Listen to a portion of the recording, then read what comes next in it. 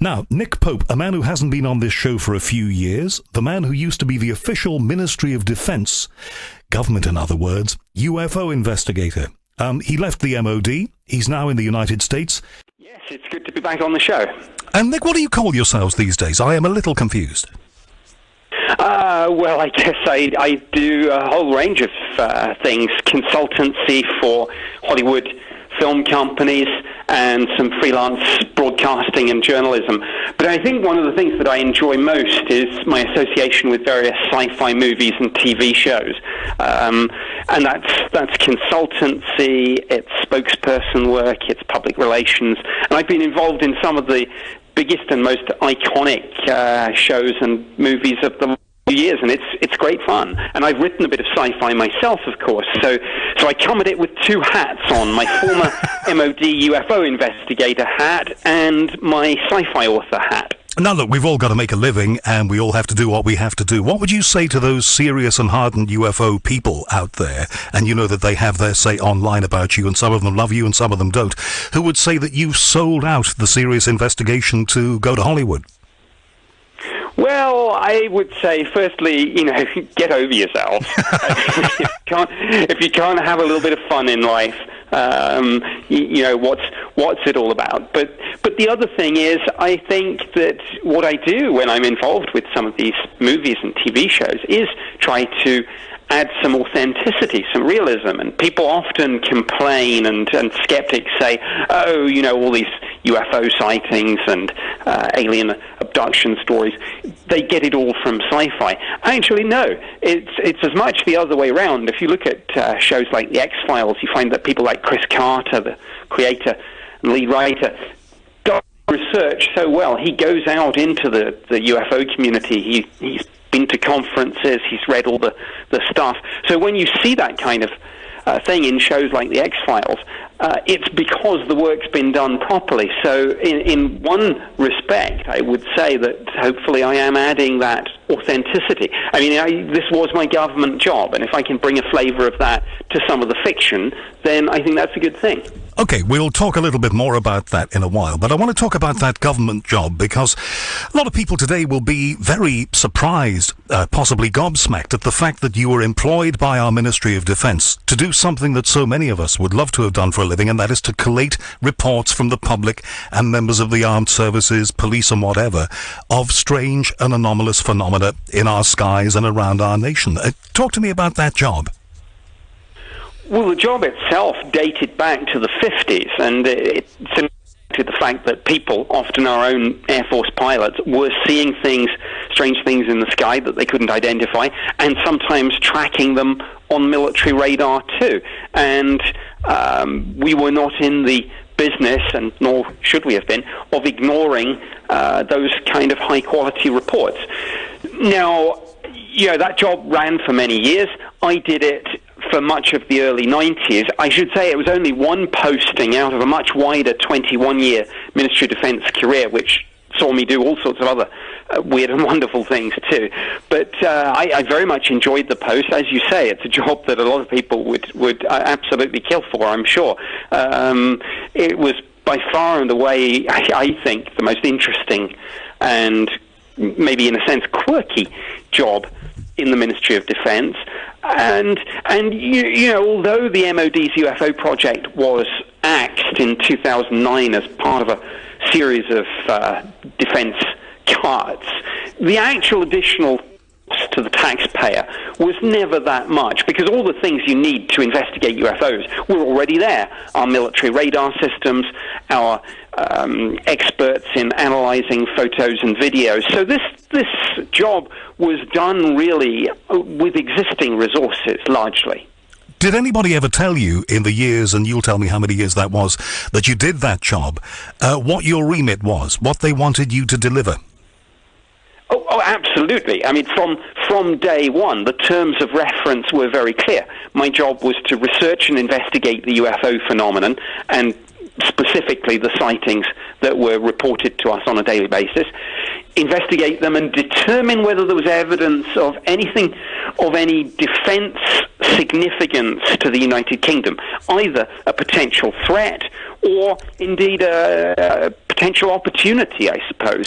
So that suggests, and I'm sorry to interrupt, but that suggests, doesn't it, Nick, and this is a fascinating point, that somebody somewhere at some level believed indeed that these things may have been a threat, or indeed, as you say, an opportunity. Somebody somewhere senior within the MOD believed that these things might well exist.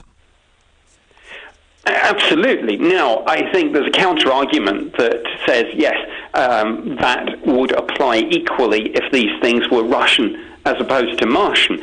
But you're absolutely right. Over the years, there have been a whole string of people at very senior level, including defense ministers, who have been believers, some have been skeptics, and some have been right in the middle. One of the amusing stories that I like to tell is after I left the UFO job, when I was in security, I got a call from one of the ministers, one of the defense ministers' outer offices, and I was told minister wanted a briefing on UFOs. Uh-huh. And I said, well, I don't do that anymore.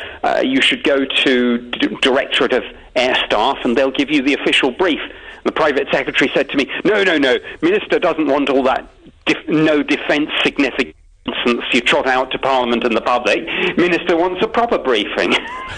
And in their terms, what was a proper briefing? What did they want you to say? How honest did they want you to be?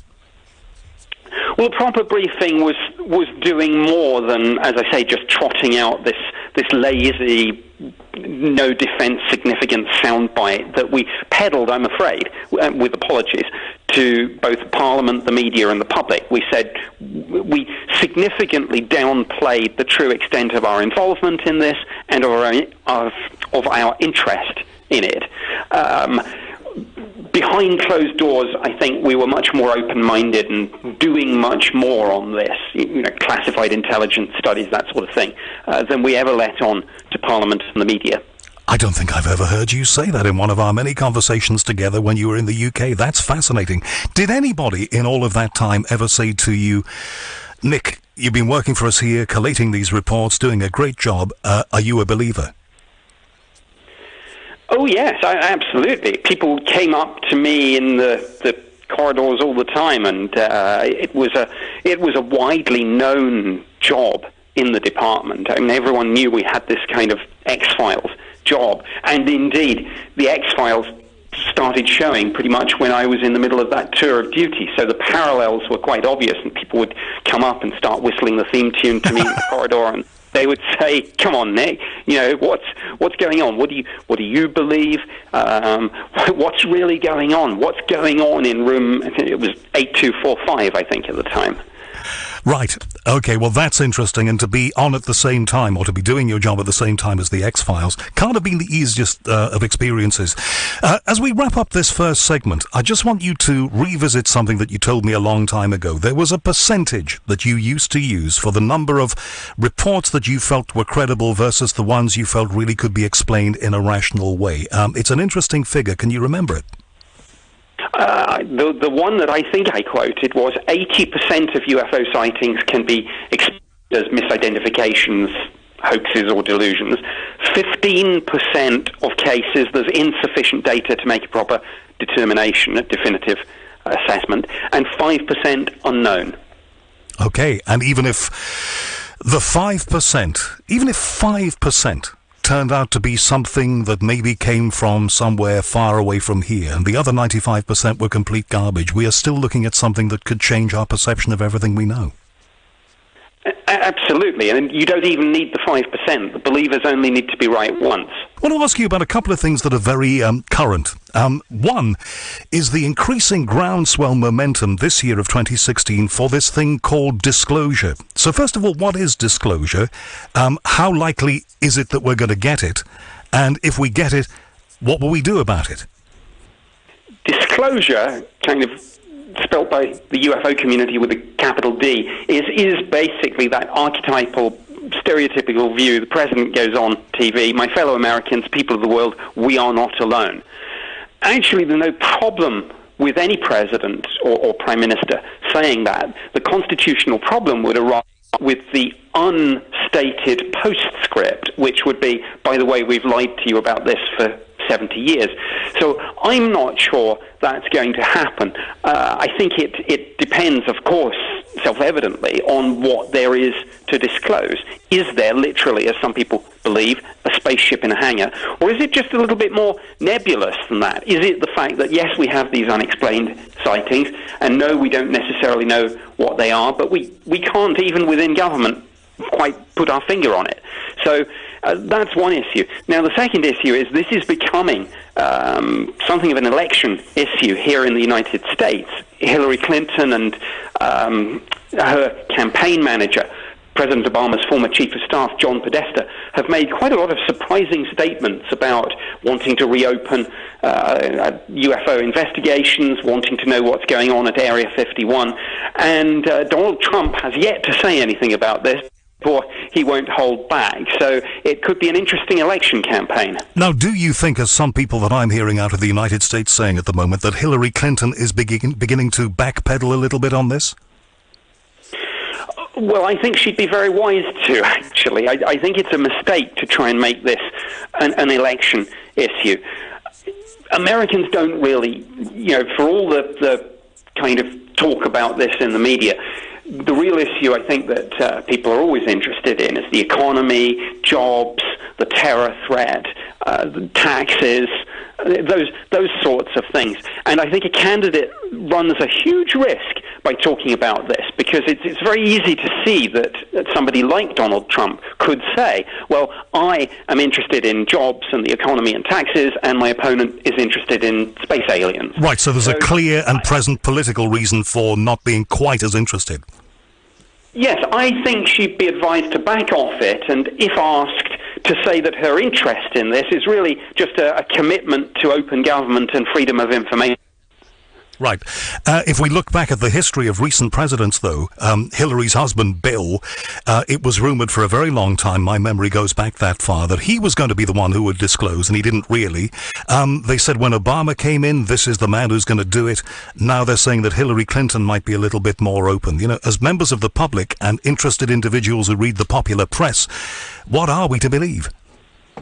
Well, I think this just goes to show that disclosure is a bit like tomorrow. Maybe it never comes.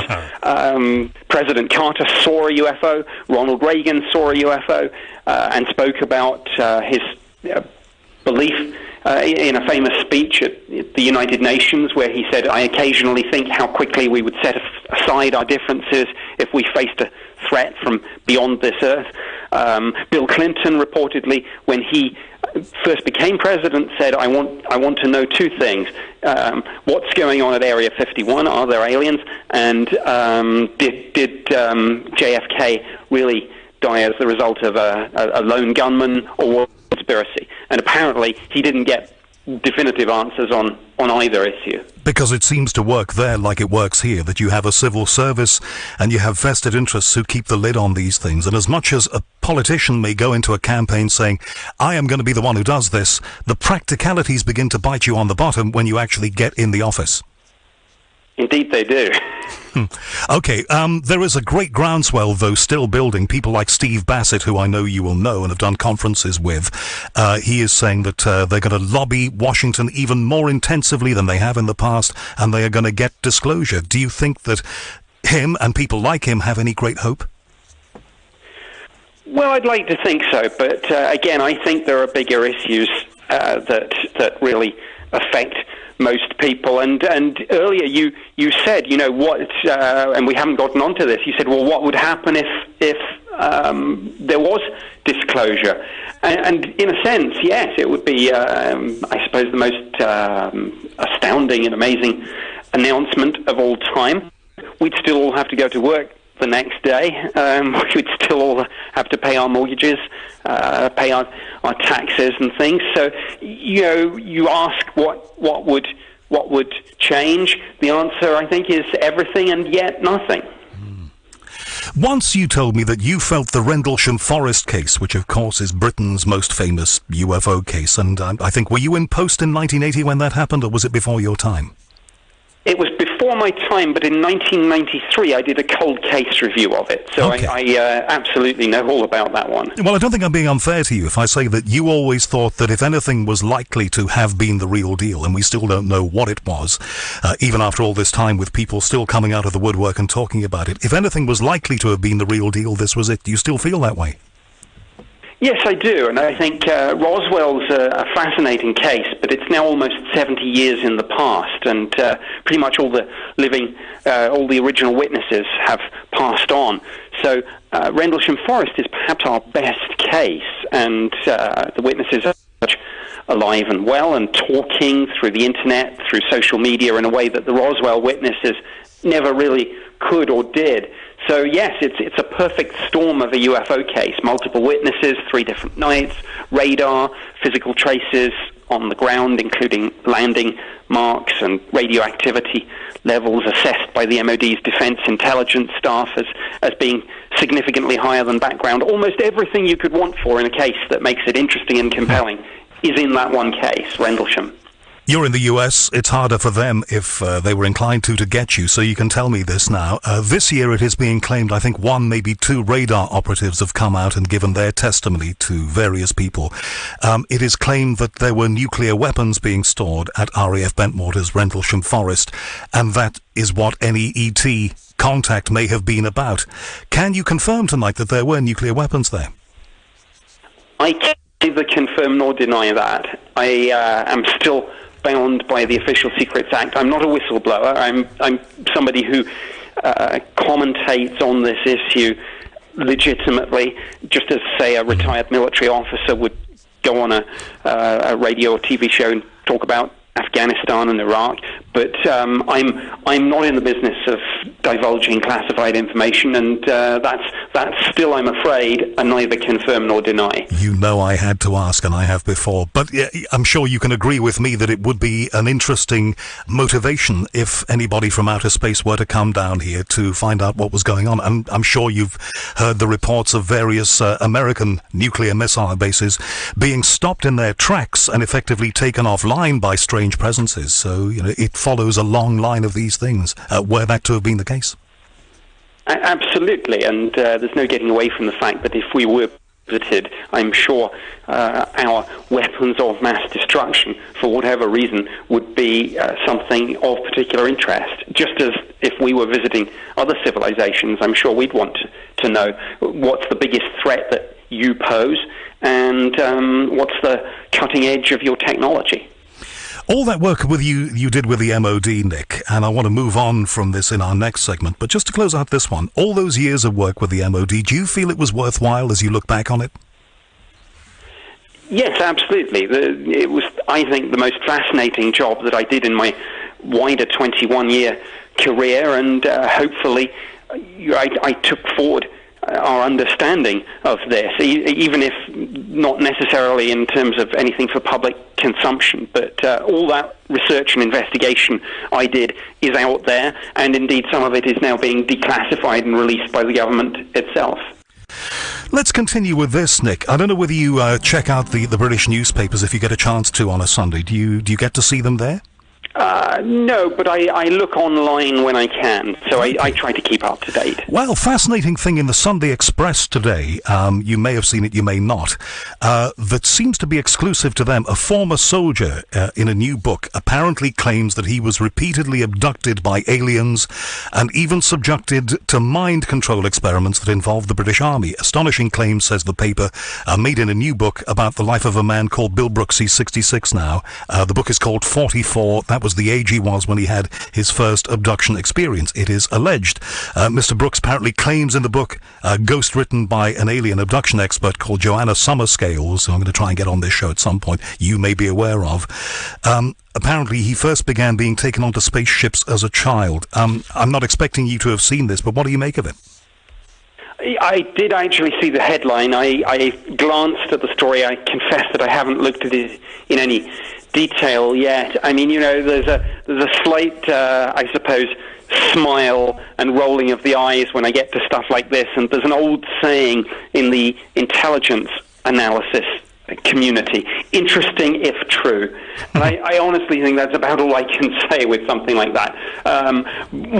What I can just briefly confirm, I guess, is that the name of the individual and the story is not known to me from any defense or army files. So maybe he is a veteran, but even if he is, I'm not aware of any of his stories ever having found their way into the MOD's UFO project files. Of course, he may just be somebody who's only come out and talked about it now. That's what we're being told, but I quite understand what you say. Ms. Summerscales, quoted in the paper, says, Bill's memory has, quotes, been compromised to a great degree, which he believes is due to the many abduction events and mind control methods used by not only ET, but the military. The MOD denies the claims, says the paper, and says it has no involvement in mind control or aliens. I'm guessing that would be the kind of response you would have expected and might even have issued yourself. Absolutely. I mean, I think there's no getting away from the fact that the Americans did dabble briefly in mind control back in the 60s. You know, there were programs looking at, for example, LSD. There was a program known as MK Ultra, and various governments have had so-called remote viewing projects. And the flip side of that is remote influencing. But I do not believe the British government has got involved in any of this. We had a remote viewing project or study a few years ago. That's been declassified now. But all these stories of the military themselves abducting people and doing things like this, I'm afraid that sounds to me more like science fiction than science fact. I've interviewed over the years of doing this show in various places a lot of people who claim that they have been abducted. Some of their stories have remarkable similarities. Some of them go off at all kinds of tangents. One of the people that I have talked to who seems to have his feet very firmly nailed to the ground is a councillor in Yorkshire, in Whitby, called Simon Parks. I did a whole hour with him. I'm sure you're aware of him. He says he's been abducted his whole life. His claims are truly extraordinary, the extent to which they, in inverted commas, have had contact with him, he says. What do you make of stories like that? Again, I'm afraid it's the old interesting if true thing. You know, I would say, and I'm not being entirely tongue-in-cheek here, I'm saying all these people who claim to have been abducted and taken on spaceships, you know, just next time you're up there, just take one little artifact. You know, all we need is some little widget that says made in Alpha Centauri or something. Get it to the scientific community, have it analyzed, and then we can stop debating about this. We'll know. You are so well connected. You're in the United States now. You know a lot of people. You and I have talked both off and on air about all of the things that you know and the people that you come into contact with. Are you frustrated that in all of these years of being interested in all of this, nobody said, Nick, as long as you keep quiet about it, maybe this has happened, and maybe you can't tell me. But anyway, as long as you keep quiet about it, Nick, come to Wright-Patterson Air Force Base, and in here we've got a hangar that has all of the exotic materials that we have been collecting since the 1940s. If that hasn't happened, it must frustrate you. If it has happened, please tell me tonight. Well, it hasn't happened. Okay. That, as I said earlier in the show, might just reflect the fact that there really isn't a spaceship in a hangar at Wright-Patterson Air Force Base. But if there is, I would love to get that call. And if Hillary Clinton is elected president and does find that there is truth in any of this, well, I would love to, I'm sure, become some sort of special advisor on the subject. Now, when the phone goes in Nick Pope Towers in the United States these days, and you get a call from Mr. Ratzenberg, Katzenberg, Matzenberg, whatever, in Hollywood, wanting to book you for a big movie project, how does that go? How does that conversation work? What do they ask you for? Well, basically, it could be a couple of things. It could be a consultancy in terms of what sorts of things do people report, shapes of UFOs, types of aliens, so plot development, stories, that sort of thing. Or it could just be being a spokesperson for the movie, going on various TV, radio shows and talking about it, how how true it is to real life in terms of what people see and report. Do you find that the information that you're able to give appears in the form that you delivered it to them? In other words, if you tell them the average UFO shape is this, does that translate into what appears in the movie or the TV show? Do they listen to you? They do, but sometimes, obviously, people want to go down their own path, and sometimes things do get fictionalized to slightly beyond the point that I'd recognize. But I think that's, if you're making a documentary, and I've made plenty of those, that's fine. You expect people to stick to the facts. But if somebody is simply doing sci-fi, then that's a creative process, and all you can ever do is feed something in and be a part of it. You wouldn't expect it to be faithfully reproduced. After all, people have got to entertain as well as inform. We said at the top of this that there are some people in the UK who see you as a merchant of disinformation. Do you find the Americans have a more open-minded attitude to you? I think so, but there's no getting away from one's past, and I think to some people I will always be the bad guy. I will always be the person that did this for the government, and to some people in the UFO and conspiracy theory community, I'm part of the cover-up. I'm part of the conspiracy. I'm one of the real-life men in black. There's nothing I can do to stop people believing that, I'm afraid. Are there men in black, Nick? I say this for a reason, and I may have told you this story before, and it's a true story. It's something that happened when I was doing this show on our sister station TalkSport about 12 years ago. I spoke to the former Defence Minister of Canada, a man who believes that UFOs are more than we've been told. A very, very interesting man, this guy. And, we ran the interview, and the following week I was leaving this building with my producer, Dave, and we walked down the steps in Hatfields here in London, a very quiet place on a Saturday night as it was. And Dave said, "You ain't going to believe this." And he pointed across the road to what was normally an empty street. And there was a black limousine, as we would call it, a Jaguar as they call it in America, and two guys in the front who looked like the Blues Brothers with black suits, white shirts and black ties. Anchored to the front of this car's dashboard was a camera that was following us. Literally, the lens was pointed at the pair of us as we walked down the street. Now, either that was the world's greatest hoax and joke by somebody, and I've never found out about it since, or perhaps we do have men in black here. What do you think? Well, it's possible, but on the other hand, if you were really wanting to conduct covert surveillance, I don't think it would be done in such an obvious way, in a way that conforms absolutely to the stereotypical view of this. I mean, I think if it was real-life surveillance, it would just be a battered old Ford, and you wouldn't even see the camera. So I'm afraid for something like that, I do suspect either it was a practical joke, or people on their way to a costume party, or somebody shooting a movie, or any one of a number of different possibilities. But in one way, that drawing attention to yourself is the last thing that you would do in genuine covert surveillance. And the name of that Defence Minister, of course, Paul Hellyer, it's just come to me. When you left the MOD, did they allow you to take the files with you? No, absolutely not.